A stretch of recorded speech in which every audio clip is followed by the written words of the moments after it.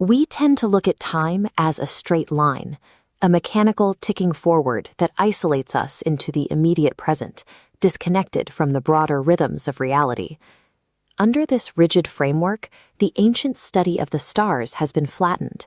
We treat astrology as deterministic fortune-telling, reducing a complex celestial language to generic entertainment.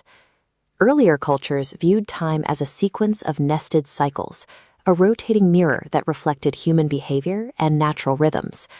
By forgetting this cyclical language, we lost our sky memory. We discarded the system used to map our relationship to the cosmos. This circular stone relief is the Dendera Zodiac.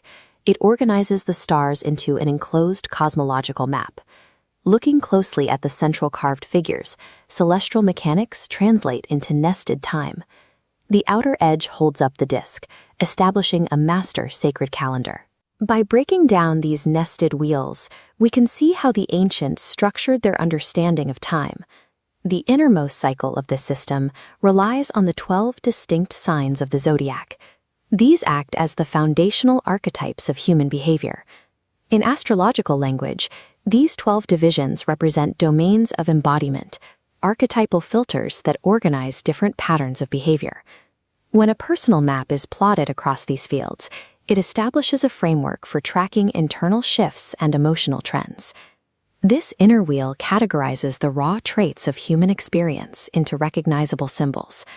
While this defines the individual pieces on the board, these symbols are static. Generating meaning requires an active engine to drive the system forward.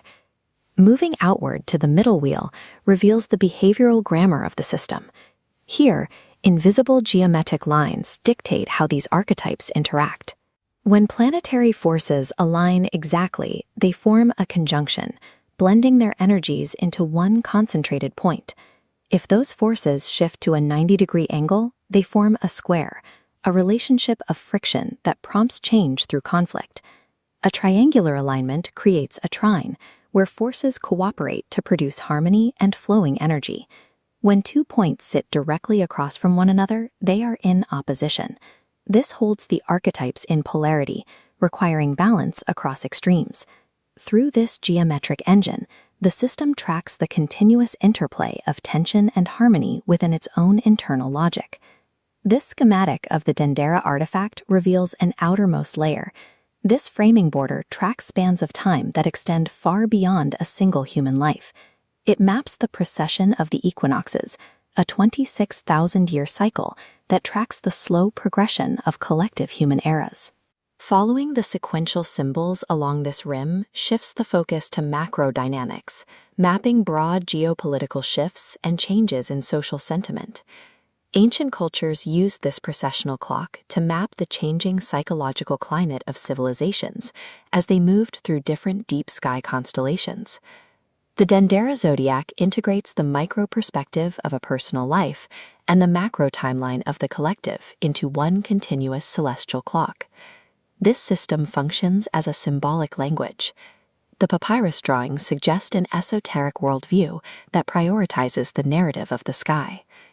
The ancients viewed the sun's journey and planetary movement as archetypal narratives rather than dead mechanics in a vacuum. This integrated worldview provides a context that was lost when we moved toward more isolated, linear models of time. We reside within these repeating cycles. The geometric layers of the chart suggest we are part of a larger rhythmic design. Slowing down, contemplative. Astrology remains our oldest preserved map of meaning. By reading its geometry, we regain an understanding of our inner rhythms and our place within the universe.